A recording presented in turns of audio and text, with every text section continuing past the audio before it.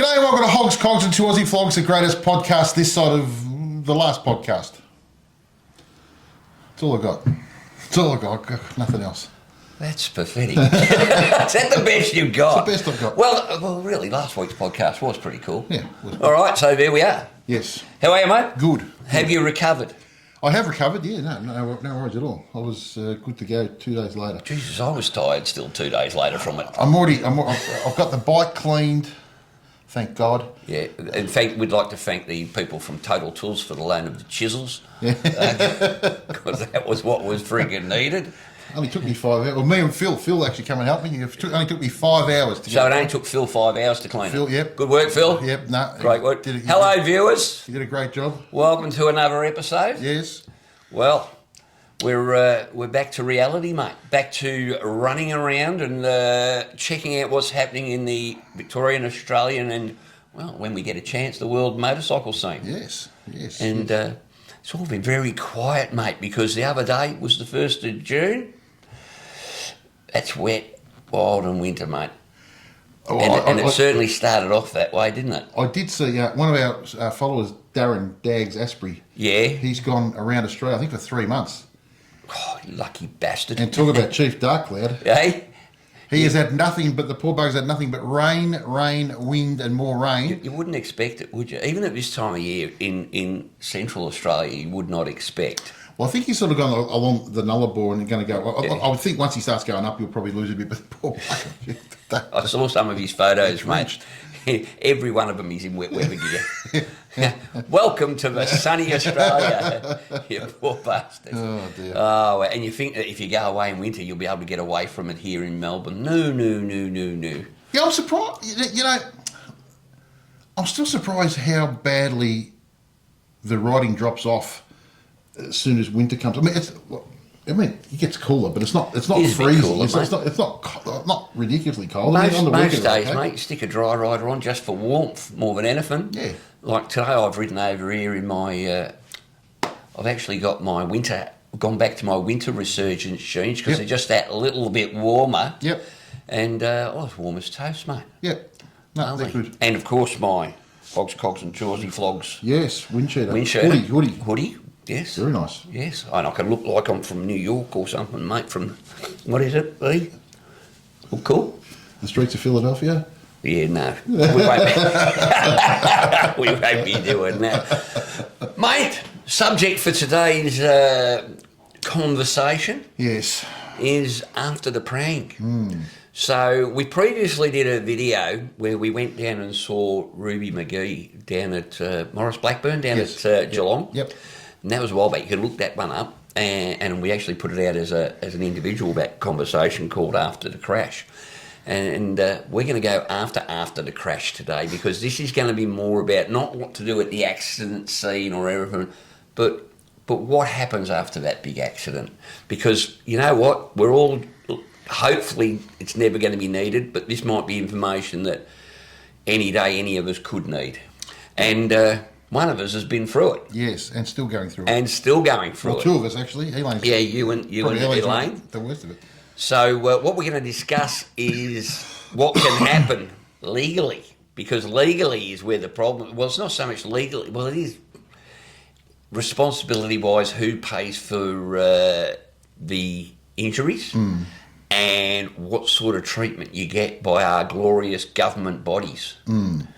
So for those that haven't seen, why don't you refresh our memory about what happened at the accident and when it was and what's happened since. So the accident happened back in 2022. It was actually May 2022, 22nd of May, I think it was, 2022. That's 4 years ago now. Yeah, 4 years ago. We were in Nelson Bay, first thing in the morning, going round and roundabout. I looked at, there was a woman coming from my left. I looked at her, she looked at me. And then she ran you over. And next thing, I was on the ground. Elaine went flying over the front of me, over the top of us. The woman panicked, hit the accelerator instead of the brake, ran us over a second time.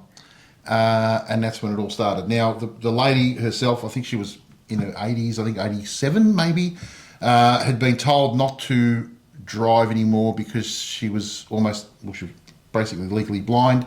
But to keep her independence, they let her drive within 5 kilometres of her home. Clearly your fault, mate. You strayed within 5 kilometres of her home. That's exactly what happened. So unfortunately for us, we were within 5. How can they do that, mate? That is just ludicrous.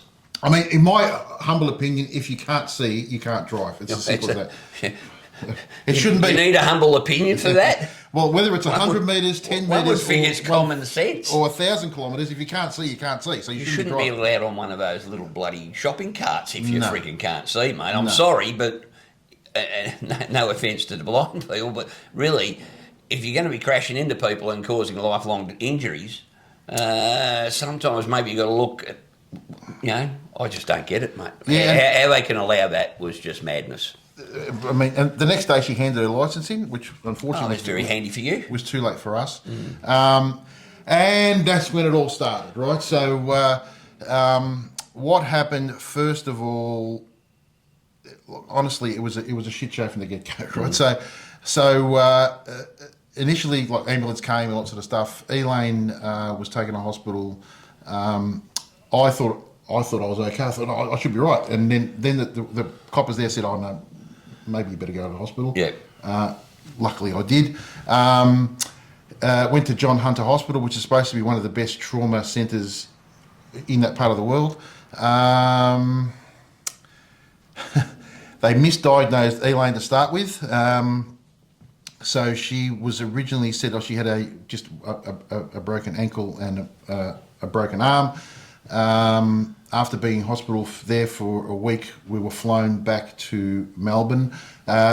Myself, when I was in emergency, I sat there. They were not the hospital's fault. Again, this is government problems, but they were very much understaffed. I think I sat there for 12 hours, and then the staff changed, and they said to me, "Oh, if you want, you can just go and wait in the waiting room rather than waiting in here." I said, "Oh, okay." So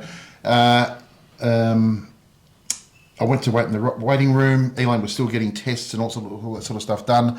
After waiting in the waiting room for probably an hour and a half, I went to the window and said, "Oh, look, when do I get all my tests done?" They said, "What do you mean?" I said, "Well, I haven't had any sort of tests done."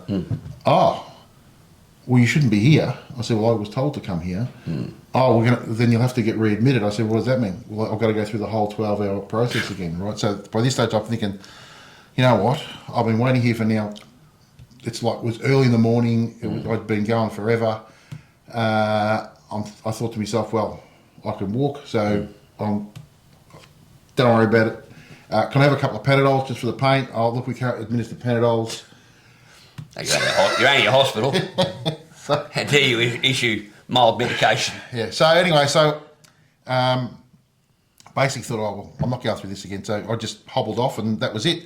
Later on, found out that I don't know. There's a whole bunch of things that run with my shoulder. Torn rotator cuff, torn something else that goes to my bicep. Basically, I need a complete shoulder reconstruction, and my knee. I need a job done on my knee to get my knee straight as well. I had bruised kidneys, lacerated kidney, bruised kidney. Elaine, on the other hand, who was told she only had the broken ankle and a broken arm, once we got shipped down to Melbourne, found out her ankle was broken in 6 places. And also the tendon was gone, so she had to get an artificial tendon put in her ankle as well. So obviously she was non-weight bearing for the first 3 months. The reason I'm telling you all this is because this is important as we move along. So we thought we'd done all the right things. We reported it. We filled all the paperwork in, and at this stage everything's a real rush too, right? So. After she started to be able to walk again, she found that she was getting a lot of pain in her hip, right? So we reported that, and they said, "I'll go and get a scan." So she went and got a scan. It was a torn labrum, and also there's some damage to the soft tissue. I can't remember the name of the muscle, but it's the muscle that goes into your glute, basically. And then they knocked it back. They said, "No, we're not covering that because you didn't report it at the time of the accident." we said, well, hang on a minute.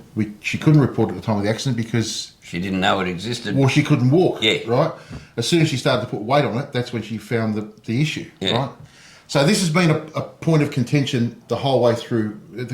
Initially, we were with TAC. TAC said, okay, what we'll do is we'll cover an injection, a cortisone injection into it, and we'll see how that goes first, right? Okay.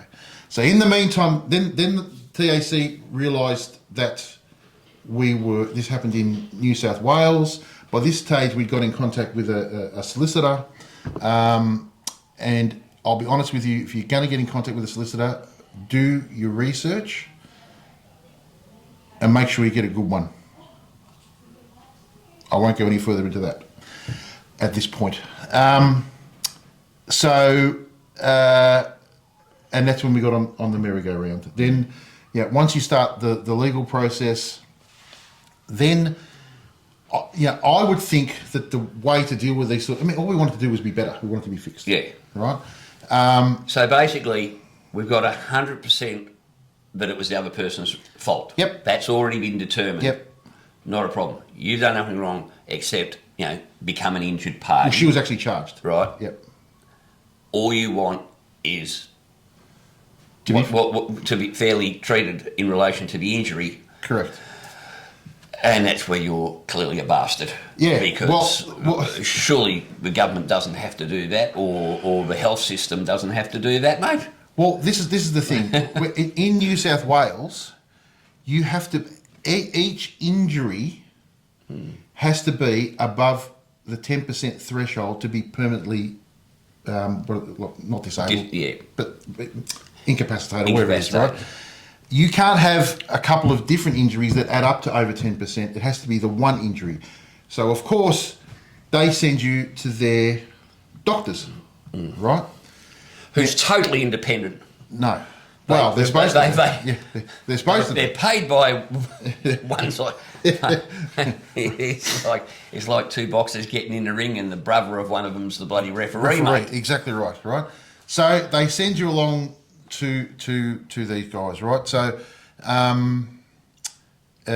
now, for me, they basically, at the end of the day, what it was I didn't qualify for any what they call pain and suffering or permanent disability because my shoulder can be fixed and my knee can be fixed. So they fixed it? No, I haven't fixed it yet. Oh. But with Elaine, they went through this whole thing with how she's considered to be, what level she's at, right? So Elaine, part of this was she suffered from bloody PTSD. Is what it comes down to. Now, I never thought I was of the opinion that PTSD was come on, it's a bit if you're soft to your PTSD, but not soft, but I could never relate to it. Right? I'm thinking how does this happen? Well, obviously it's a thing, right? Because Elaine can't drive, is scared to drive, is scared to come on the bike. So she's been seeing a psychologist for that, and the psychologist she saw as part of the initial thing deemed that she was at 17%, which is well above the threshold, right? So they allowed her to have treatment, and as things went on, the hip, kept getting worse. Kept getting worse. We kept asking about it. No, we're not doing it. Da da da da. And then, unfortunately, our solicitor made a blue and left the hip out of one of his thingos. So there was another issue. One of his papers that got submitted. And so then the pain was ongoing. So we went to see a pain specialist to try and get this bloody hip sorted because it was just it's debilitating, right? And the specialist there at the Epworth said, "Yep, definitely you've got this issue. What's also causing it is your PTSD. The way it works, PTSD makes pain, exacerbates pain because you're constantly reminded of it, right? So what he said was, look, we'll do a treatment that is, I'll give you some injections into that area, and will also treat you with. So it was a three-stage treatment: physio, injections, and also a psychological method they use. I think it's EDMI or something like that, which they try and basically rejig your mind to put that incident at the back of your mind, like a filing cabinet, right? Put that into, so the first treatment, yes, we'll cover it. So it had to be 3 treatments. Second one, we're not covering anymore. Why? Because we don't believe it's going to have any effect. So there's reports written, and speaking to our doctor, what he said was basically what they've cherry-picked the things that they want to use to not allow it to happen, but they've negated to use all the other detail that's in there that advises it to happen, right? So part of the deal is you're supposed to be covered for the rest of your life for your medical problems through NRMA, except they've deemed now that that's not going to be covered. So now we're paying, we're actually out of pocket, paying out of our own pocket for that treatment to try and get Elaine better. And that's, look, A, it's wrong. Yep. But B, what if someone was in a position where they weren't able to afford that treatment? Exactly. This is the problem. And what we're discussing here is not just Paul and Elaine's issue. That's an example of what could happen to any of us. Yep. And if you don't have the financial wherewithal, you're screwed. Yeah. First you get screwed by the person running into you, so you're injured through no fault of your own. Yep. Then you get screwed by the system that's basically protecting its own hip pocket, because it's nothing more than that. I mean, it's clear from what you've said, there's enough documentary evidence to show that the injuries occurred. Yeah. And then you're left to your own devices. And that's all right if you're fortunate enough to be able to do that, and now you're going to be thousands and thousands of dollars out of pocket. Yep. But what about those guys and girls that don't have and that's the financial wherewithal? I guess for that's what I'm trying. So these people, they must fall through the cracks, right? Yeah. Now, and it's not just that. So, I mean, in the middle of it all, we were getting physio treatment, right? So every month you got to tick this questionnaire as to how you're travelling, right? Yeah. So Elaine ticked the questionnaire for the physio that she was getting improvement, she was doing well, and I ticked this one thing that I hadn't improved since the last one. Yeah. Because you've got to tick how you feel that day. Yeah. So we go to the next appointment and are told, sorry, you've been denied treatment. Hang on, what? Nobody told us. Whatever it is has informed us that you're no longer getting treatment. Why? Well, because I ticked that I hadn't got better from the last one, and Elaine had ticked that she had got better for the last one. So when we rang our case manager, she said, "Oh yeah, well that's because that's what you've ticked." And I said, "Well, hang on a minute. So, how do you get the treatment? If I'm not getting better, I don't get treatment. If Elaine is getting better, she doesn't get treatment. So what's the criteria to get the treatment? Yeah. What do you have to be? Just getting a little bit better, like you know what I mean? Like it's all these semantics that are being used. Yeah, to basically deny legitimate claims. Yeah, basically what they're doing is they're happy to spend 10 grand. By the way, you're not looking for anything here for free. No. You're just looking for what your registration covers you for. Correct. What we all pay about $800 a year for. Yes. The insurance on our registration. Yep. Which is supposed to cover us for all these things. The government takes that money quick enough. Yeah. But then we've got this situation where you're then treated like a bloody criminal. Yeah, and the thing is this too, right? Like I know from Elaine, like it just knocks the wind out of your sails, mate. Like it just, when you're basically told, well, there's nothing wrong with you. Yeah. You're lying, right? And we tried to do the right thing roughly. I didn't ask for any home help, any home nurses to come because we could manage it ourselves. And Elaine was sort of a bit embarrassed to have to be taken to the toilet and all that sort of stuff. And I did all that. I never got any like gardening in or cleaning in. I paid out of my own pocket. I thought, you know what, I don't want to be a freaking burden on. I can afford it. I'll get it done. I should have done all that. Well, I'll tell you what.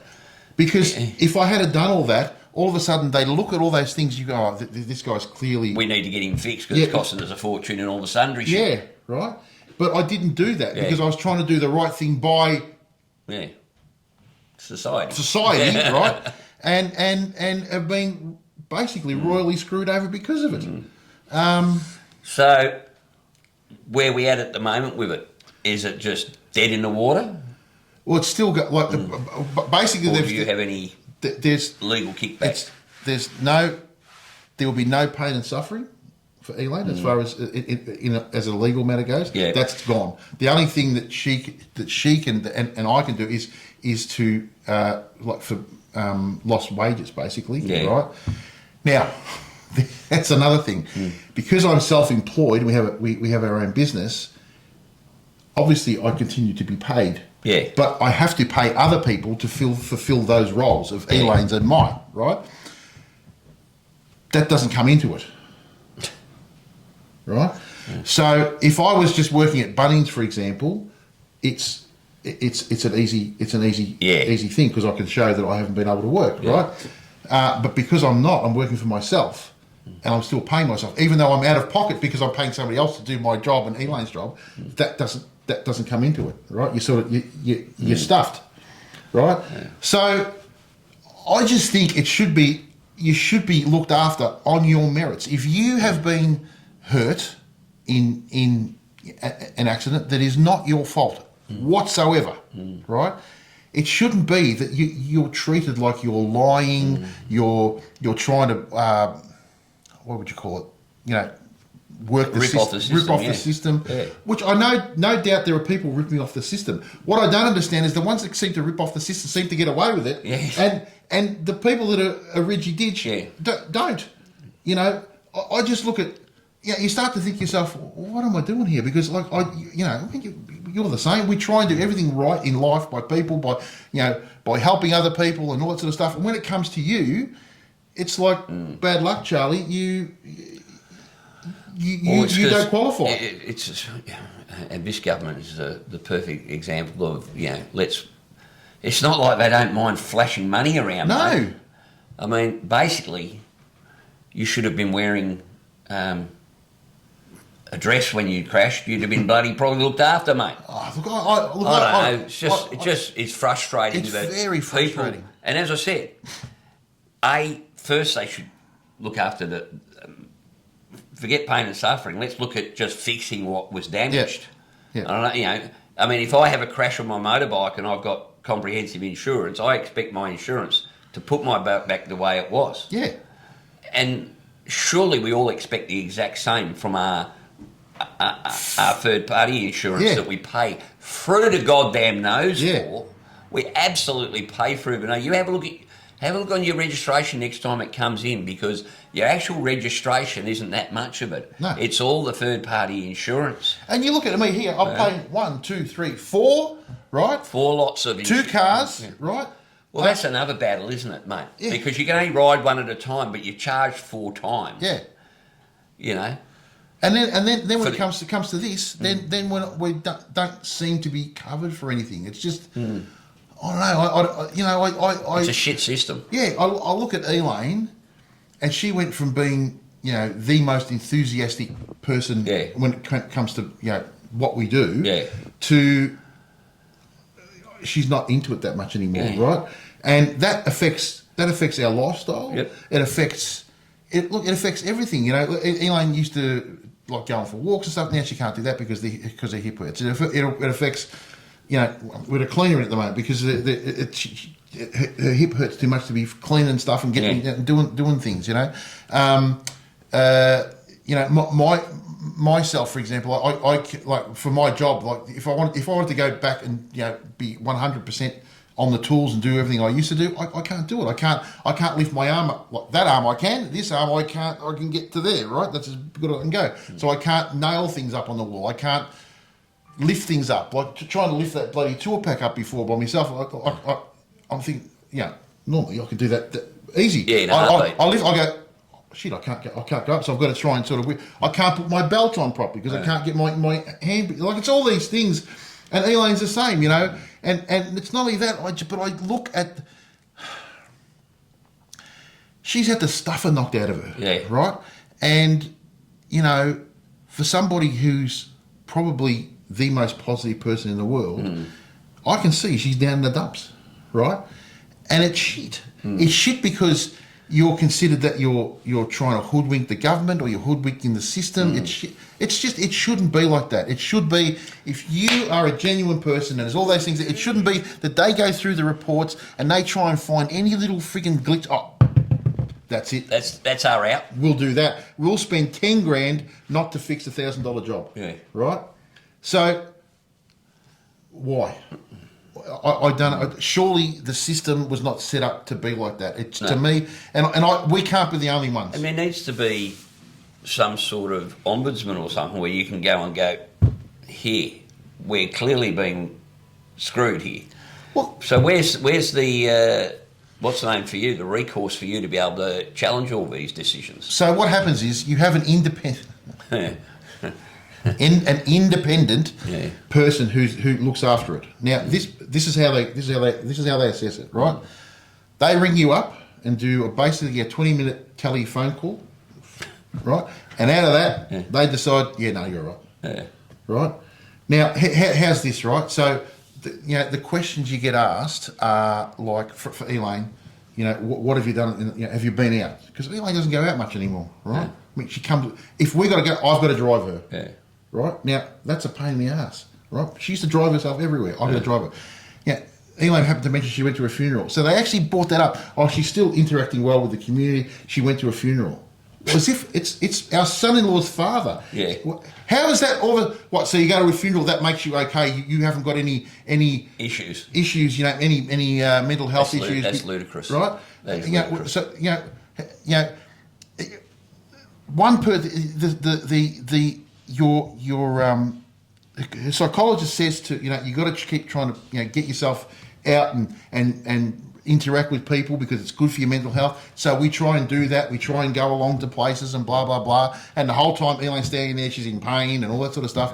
And then they throw that back on you. Oh well, you're out there talking to people. You can't be anything wrong. Can't be anything wrong with you. Like you're damned if you do. You're damned if you don't. Yeah. Right. So what you have to sit in a box and just accept that's your lot in Well, life. how long would you have had to have sat at home and done absolutely nothing for them to take it serious? Well, that's what I'm saying. It's ridiculous. We're 4 Obviously, years you've still got to get on with your life to as much as you can. Yeah. But that doesn't fix the pain. No. That doesn't solve the problem of the injury. No. It's just ridiculous. And I don't know how we... And this is the thing, they keep stringing you along and stringing you along. And then they say, oh, we're going to reassess it in another 3 months to see if you've gotten any better. And then that point, oh, we're going to assess it in another 3 months to see if you've got any... So they keep assessing and assessing to see if one day some magic pill happened and, all of a sudden, oh, no, we don't have to pay now because this is what's happened. So what they've done is they've basically waited for Elaine to go from 17% down to whatever it was, 9.75% or whatever. now you're under 10%, mate. Under 10%. See you later. Oh, well, now, sorry, there's no... it's a great system, isn't it? Yeah, there's no... So basically what you're saying is you're better off, whenever they ask you a question, nothing's getting better, everything's shit, I'm still in all the pain in the world. Yeah. You You have to... And just go, I'm stuffed. You almost need to be coached by somebody who's in that system to know how to beat the system, which to me is ludicrous. Why do you need to be dishonest to try and... To get what's fairly yours, right? It's bullshit. It's just wrong. It's just wrong. So what advice have we got for people that get into this situation tomorrow, mate? What would you have done different? The first thing I would do is make sure you get every thing checked on yourself. That's the first thing you do. Dot every and get the best doctors you can, and make sure you document every single thing, because and this is the other thing, at the start the people, your case manager is like all about, are you okay, what can we do to help, all that sort of stuff, and that's a whole nother ball thing, like trying to get people to come here at the start to get rails and ramps and stuff put in. I ended up doing that myself as well. I got sick of waiting. I said, you know what, I'm going to get it done. right? I'm not going to watch my wife struggle like it is at the Yeah. moment. I'm going to get it done.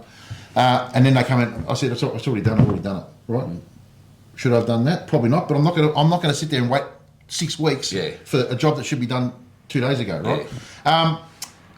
But the first thing you do is just is get everything checked. Make sure you get every scan you need to get, and make sure you report everything. Right, that's the first thing you do. Then you get a good solicitor, and by a good solicitor, you go online, check their credentials, check their reviews, check their everything, and go and see him first, and speak to them and say, okay, be the squeaky wheel. Yeah. Unfortunately, Elaine and I aren't squeaky wheels, right? We try and just get the job done ourselves. You have to be a squeaky wheel, and be prepared to Fight the long fight. Yeah. Get your head around it, because it is going to be a shit fight, right? Because they are not here to help. No. You know what they say? Hi, I'm the government. We're here to help. Nope, they're not. Right? There's, I think it's I don't know. And look, I can sort of understand it, because people try and rot the system. I just don't understand how they seem to get away with it. And when you're a decent person, you don't. Yeah. Well, because it's an easy target, mate. Yeah, I think that's what it is. I think being the squeaky wheel is really the important thing, because bureaucrats hate nothing more. Yeah. And I worked in government, mate, so I can tell you, bureaucrats hate nothing more than one of those pesky members of the public annoying the shit out of them. Yeah. So annoy the shit out of them. Annoy them so that they go, you know what, I'm going to fix this person just so they go away. Yeah. Because that's isn't that ridiculous that we're at that stage? It is ridiculous. It's to me, it's idiotic. So if you have that accident, first of all, if you've got a twinge any part of your body, you want that checked out. Even though you've got a broken foot, you've got a broken arm, if you've got a bit of a sore, I'm just bruised. No, you're not just bruised. You need checking out. Yeah. You need everything checked, because it's no good coming back later. They will use that against you. And again, you got to you got to be a pain in the ass. So here's another thing, right? So when we're in hospital, the hospital is understaffed badly. There was one nurse to Elaine's ward, right? And she had to go on a break. There was an old lady next to Elaine's bed, and she's fallen over, face planted. There's no nurses there to pick her up. So here's Elaine, Right, trying to get her up with a shattered ankle, broken arm in two places, broken tibia. So what damage is she doing there? Trying to freaking help somebody else. Honestly, the whole system is stuffed, and. You just got to protect yourself from the system. You do. So if any of you were unfortunate enough to have an accident similar to Paul's and that, you just got to look at Paul and Elaine's. You've got to look at, all right, how can this go belly up? And they will find ways for your claim to go belly up, because all they're interested in is the almighty dollar. Yep. Right. Unfortunately. Yeah. Unfortunately, they're not so worried about spending our money elsewhere, but these are the things that actually count in life. Yeah. Sorry, that's what I was getting back to before. At the start, they're really like, what would you call, like... Be your best mate. Yes, right? But once you get about 3 months in, they want you off the books. Yeah. And all of a sudden it's... it's gone from being really friendly to, what's the issue? Why aren't you getting better? So what do you want out of this? Like these sort of questions, right? And I remember that they rang up. This lady rang up doing a questionnaire as to what I thought of the whole system. I said, you know what? I said, I'm not going to answer that questionnaire. I said, I'm going to tell you why. I said, you're going to put that questionnaire together. You're going to put it on some bureaucrat's desk, on top of a pile of 800 other things that have been questionnaires that have been done. He's not going to give a shit, because all he's doing is ticking boxes. He's just going to file it under job complete, and nothing's going to happen. I said, you know what needs to happen? Instead of people like you ringing up and doing surveys, get more people on the ground actually making a difference, and forget about the surveys. That will fix the system. I said, so put that in your report, and that's as much as I'm saying. And you know, she says to me, she goes, you know what, you're right. She goes, I'm actually on at the moment. I'm on compensation at the moment, and you're 100% right. Nothing ever gets done. I said, well, why are you ringing me? Yeah. You know the Surveys. answer. Yeah, you know the answer. This is all just bureaucratic box ticking to A, keep people employed, and B, if anybody comes back and think, oh no, but we did a survey, this is we asked the questions, right? Didn't do anything about it, but we asked the questions. So that's, to me, that's the problem. Well, I think that the most important advice we can give people is do your due diligence at the start. Don't think that they're there to help you, right? And if they end up being there to help you, fantastic. But, you know, you're going to feel asleep a whole lot better at night knowing you've had all those checks, original checks in the first place, to make sure everything that is damaged is identified. Yep. And B, get that legal advice. You know, if you think you can outsmart these people, forget it. You need to have proper legal advice. Yeah. You just need to, you need the to best look up legal advice. the best you can afford. Yep. You know? And again, what's the best legal advice? It's normally expensive. So again, the average bloke in the street who hasn't got a quid to his name and he's going paycheck to paycheck and has now lost that paycheck, he's going to be screwed, mate. Well, look, most legal firms you get or solicitors you go to in this sort of situation, they will recoup costs at the end of the case. So, I mean, if they think that there's a case there, they will take the case on, right? Yeah. I mean, I thought ours was a lay down misère. Like it just and every other person we've spoken to going, what? Yeah. What? Well, the fault of the injuries was a lay down misère. Yeah. But what we're saying here is the injuries are not a lay down misère. No. Because they will do whatever they can to not have to pay for you to be able to pay for the treatment of those injuries. Yep. All right, we brought Elaine in. How are you, darling? Yeah, good, thanks. All right, so your opinion of the system? Shit. Yeah. Absolute shit. And why is that? Because they don't give the honest people a go. And it's just the ones that are getting away with it are obviously made it worse for us that are genuine. So I don't know.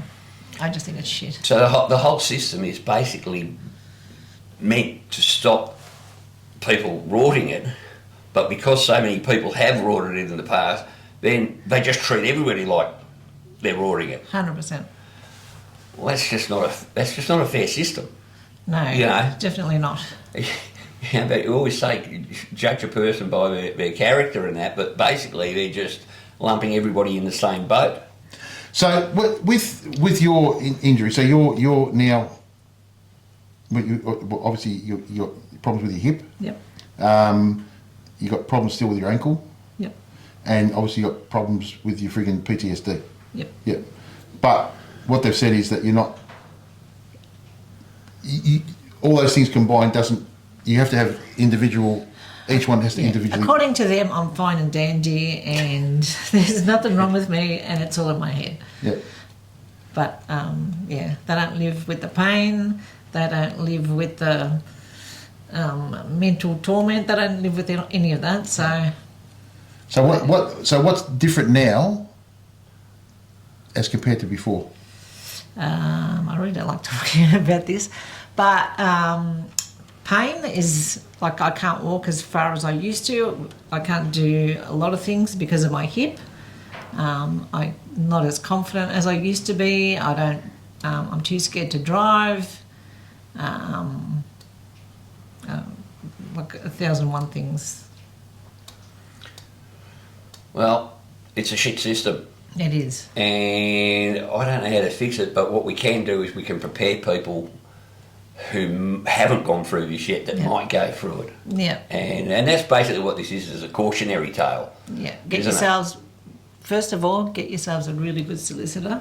Yeah. Get somebody not that you just look up, someone that's recommended by somebody that's used them, and that's your first thing. Get a good solicitor would be my first advice.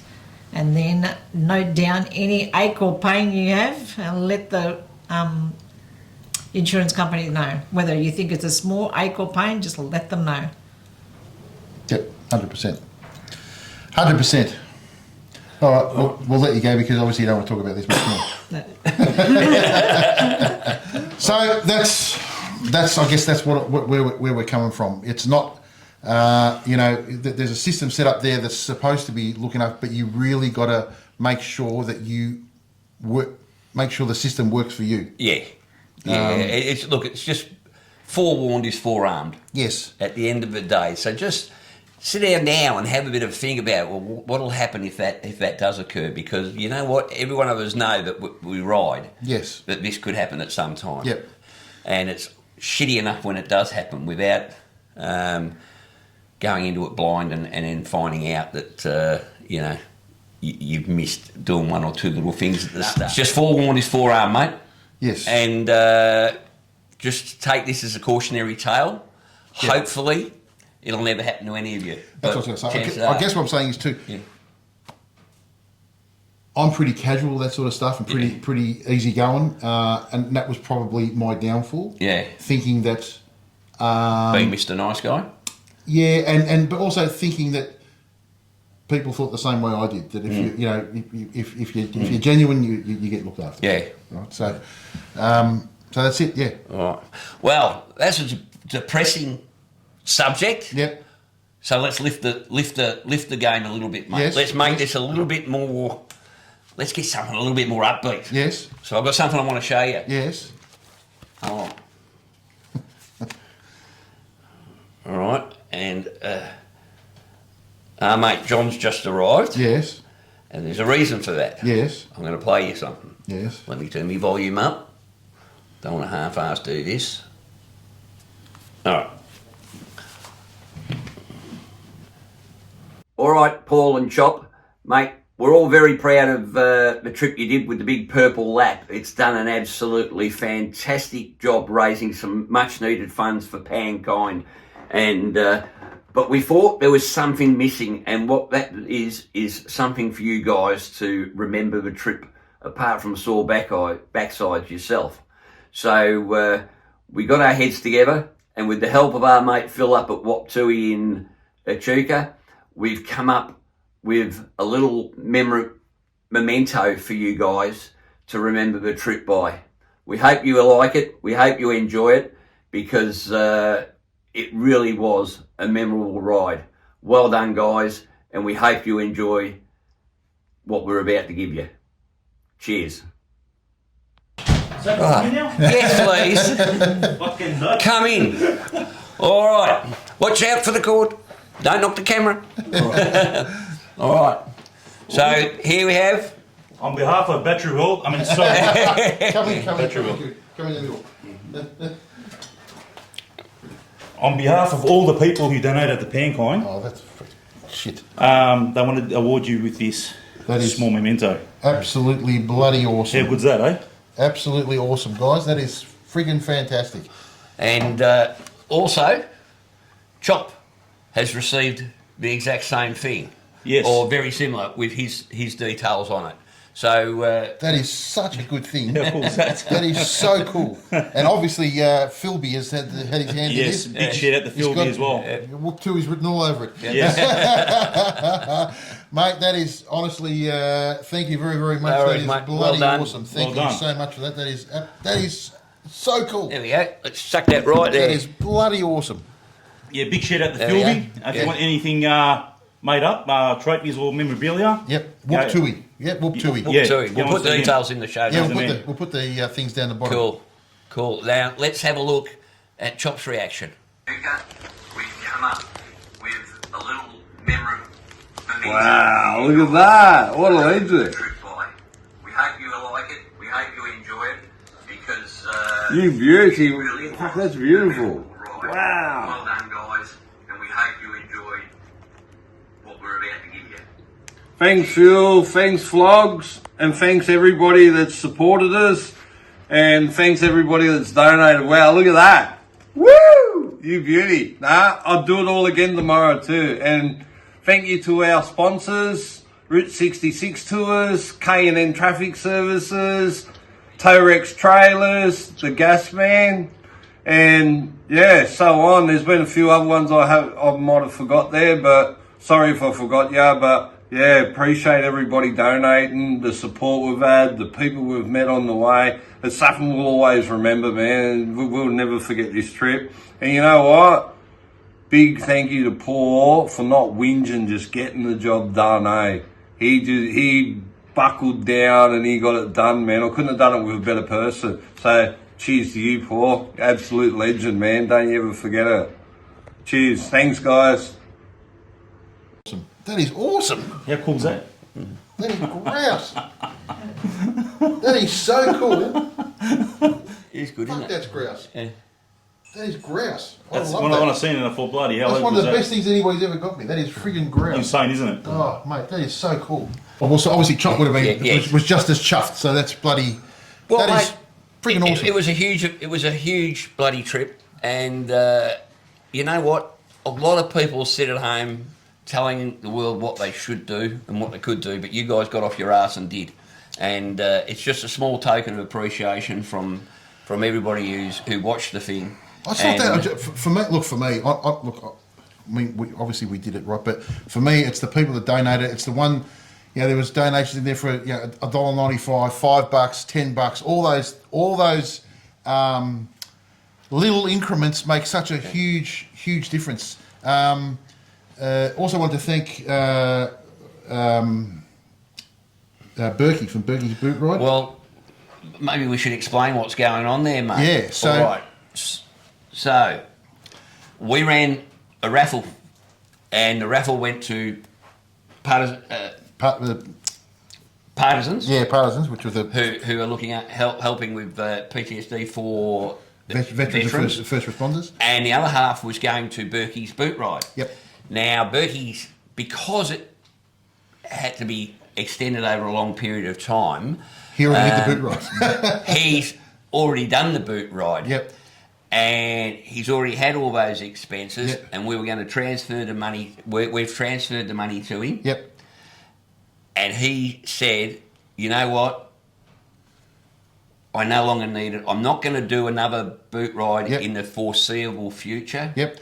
So Berkey has decided to pass it on, Yep. rather than just take the money and which he'd be entitled to because he's actually gone out and spent all that money. Yep, yep. He's actually donating those funds now Across to Pankind. Pankind, Yep. which I think is incredible. Yep. I mean, I hope no one's concerned that it didn't go to where originally we had planned, but he said, look, all I'd be doing is topping up my own Yeah. pocket, and that wasn't the idea behind Berkey's Boot Ride. And how it all unfolded was he heard that I was auctioning off my motorbike. Yeah, your my helmet. my helmet, right? Yeah. Not the motorbike.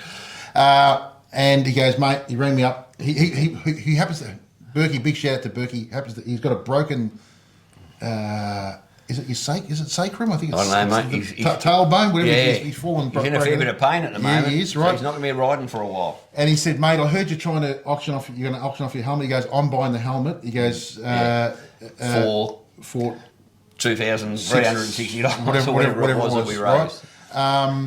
And I said, what? He goes, no. He goes, you're keeping that helmet. He goes, there's no way known I'm going to let you. He goes, and I'll be shitty if you don't keep it, right? So, Well, the good news is when that money goes in, mate, yep, that should bring us right up to the 30 grand mark. we'll actually be tipping over the 30 grand mark, Yep. which is just absolutely fantastic. I can't tell you how wrapped I am that we have raised 30 grand in basically 3 weeks. Yeah, huge. It's just a massive effort from everyone. Yep. Once again, I thank all you guys that were back here at, what do you call it? Flight control. Flight control, yep. And everybody that did everything, I mean, Aquaman was in here before, he's still here now, but, some of the things he did was, he got us bloody accommodation, he did all sorts of things. Could have done with that around about Could have done with that battery around about bloody Mount Isa, mate. Yes, it would have been. You pillock. You organise accommodation as well. Hogs, Cogs, Flogs, Hogs, Cogs, and 2 Aussie Flogs bank account, pay for accommodation another day. The people that bought us fuel along the way, the people that gave us vouchers and stuff. Yeah. All that led to us being able to raise that 30 grand, which is for me, it's one of probably the best things I've ever done, and I've done some pretty stupid things, cockamamie things in my life, but that was meant the most. Well, there's plenty more coming, mate. There's more to come. Why? No, there's more cockamamie things to come. Yeah. I don't know whether I'll do that again though. That was pretty full on. That was pretty full on. So thank you everyone. Yeah. And thank you for that. So that lifted the tone a little bit. That is one of the best things I've ever been given. That lifted the tone a little bit. Yep.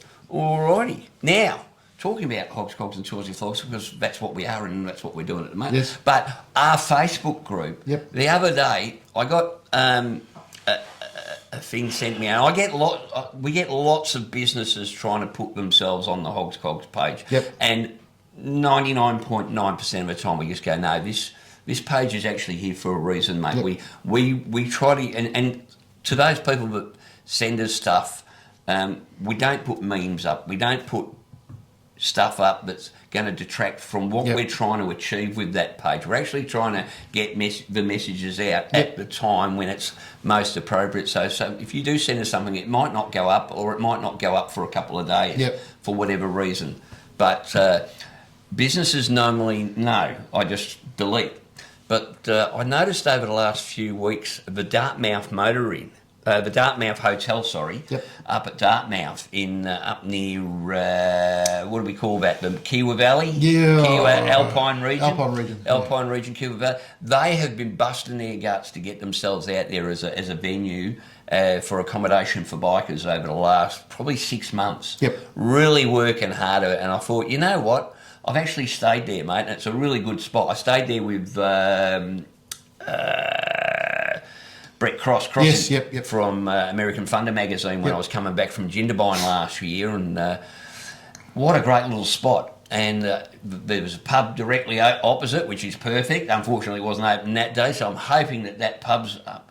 So I've had a bit of a chat back and forth with them at the Dartmouth Hotel, mate, and they're keen as mustard to get bikers up there. Yep. So that's why we put that on. But what I want to do is have you got somewhere, as a viewer, have you got somewhere that you recommend? Because we'd like to start, we've always said from the start, we want to promote these places that support our lifestyle. Yes. The biker lifestyle. So first one of this series would be the Dartmouth Motor Inn, mate. They I can tell you, they've got secure parking, but they've got, you can drive your bike in, you can park it right in front of your hotel. There's bugger all else out there, so it's just up the road from the Dartmouth Dam, which is always a great bit of video if you want to go and film your bike or take some photos of your bike up on the Dartmouth Dam. You're 15 minutes from the Minamita pub. Possibly one of the best pubs in Victoria. You're not that far from the old famous, what is now the famous Deadarang pub. Deadarang pub, what else have we got up that way, mate? There's so much up that way, which is absolutely fantastic. And the Dartmouth Hotel is the perfect spot to make a base for yourself too. The other good one that we stayed at that was at, I was telling you before, is at Walwa. Yeah, Walwa. He's actually a subscriber of the channel. Hello. And looked after us big time when we were up there last year. Yeah. Same thing, got us to park our bikes, open the gates at the back, got us to bring our bikes in. Great rooms, good food. Top spot. Absolutely, mate. And this is what we want. We want to find some accommodation so that we can encourage people to get out and do those overnighters and do those big trips. I mean, perfect example was myself, John, Alex and the boys. We went up and we went up to Nil, and the Nil Hotel, which is is it a commercial hotel? I think it's called the Commercial Hotel. I think it is. In Nil. New owners there, very, very bike friendly. Let us put our bikes, just like the old owner, let us put our bikes around the back. They're locked away at night, nice and safe. $14 for a Palmer and a pot, mate. How could you go wrong? the boys ate well that night. I'll give you the tip. No, As we sat there talking to you on the phone, as you were travelling, trying not to fall asleep after about 7 million miles that day, and we were sitting in the. It was funny because we were sitting in the pub at the at the Nil Hotel, at the commercial hotel in Nil. Great location. So if you're heading towards South Australia and you want to have a stop along the way, perfect location for it. Union Hotel. Union Hotel. Union Sorry, Hotel. It's not the commercial hotel, it's the Union That's our Hotel. producer over there. Yeah, thank you. Well done. Thank you, Mr. Producer. And So yeah, the Union Hotel. So that's what we want. We want you chuck it in the show notes or send it to our Facebook group. We just want to know all these places that are going to be biker friendly. Yep. Let's start getting some people back out in the countryside. I know it's cold. I know it's miserable at the moment, and a lot of people are putting their bikes away for a couple of months. But a couple of months turns around really quickly, mate. Yep, 100%. And September, October, they start coming out, and we want to have we want to be able to support these businesses that support us. Yep. All right. For sure. What else we got? That's it. Well, mate, we're coming very close to the end. Yep. Rallies, runs and events for this week. I've got a couple here. Up in New South Wales on Friday the 12th, which is this Friday, I believe. This Friday night from 6 p.m. onwards, the Silverback Social Motorcycle Club Central Coast are holding the Central Coast Bike Night, located at Two Wheeled Obsession, 169 Mans Road, West Gosford. So if you've got nothing to do and you're down that way or you want to head that way, sounds like a good setup, mate. So boys from Silverback have put on the bike night there, so that should be fun. So Awesome. that's New South Wales sorted. South Australia on the 27th of June, and because we're getting that stage in the calendar, mate, where there's actually a fair bit of space between what's going on. So 27th of June over at Adelaide, we've got the Brothers Inc. Holding their 3rd annual Ink Fest. Yep. I'm going back. I wouldn't miss it for the world. The boys out at Brothers Inc. are running that, the Brothers Inc. Social Motorcycle Club. It's about 20 minutes out of Adelaide. It is. Have a look at the flyer that we'll put up, and I'll put a link in the show notes. Absolutely ripper night. They've got some ripper bands booked for this year. I know they're very excited about the bands they've got booked. Their raffle is. Well, Lisa says she's coming back over, boys. She's taken all your raffle prizes again, like she did last time. Oh, mate, Costa took the car last time, mate. The amount of shit she won, we had to load the car up. I came home with more stuff than I took. It was fantastic. So yes, 12:30 lunchtime until you can't party anymore. That one. Yep. And as I said, Flora will be up here 27th of June. Great night. And in Victoria, basically every Thursday we've still got the Great Aussie Motorcycle Meet, mate. Yep. I'm going to try and pop in this Thursday if I get a chance. If not, I'll definitely go next Thursday. But every Thursday down at Foreshore Road in Tooradin. For sure. It's sort of run by the Vintage Japanese Motorcycle Touring Club, but anyone can turn up on any bike. And every time I go, mate, I'm amazed at how many retired people there are in Australia that ride motorbikes, because the place and blokes are I reckon one or two of them are skipping work, mate, for this event, because every Thursday, if it's a nice day, and I think it will be a nice day this week, the quality of the bikes that we getting down there, you get down there, is absolutely fantastic. It's totally free of charge. You just turn up. You know, it's supposed to start at 10. Well, I'll tell you, there's blokes turning up from about 8:30 in the morning, mate. The coffee shop there does an absolutely magnificent trade. They'd be devastated if it ever stopped. And it's well worth getting down to. So that's Tooradin on the foreshore, mate. Awesome. That's about it. So I hope people have learnt something tonight, and just the whole thing. It wasn't the most fun subject, mate, but it's something people need to know about. Yes, exactly. They need to be pre-warned. Yep. Because quite frankly, if you get put in that situation and you go in not knowing or expecting the right thing to be done by you, It won't happen. go in expecting the wrong thing to be done, and if the right thing does get done, It's a bonus. Bloody great. Because I know some people have had good experiences, mate, But I'm sure there'll be others that haven't. but there's plenty others that haven't. Yep, So 100%.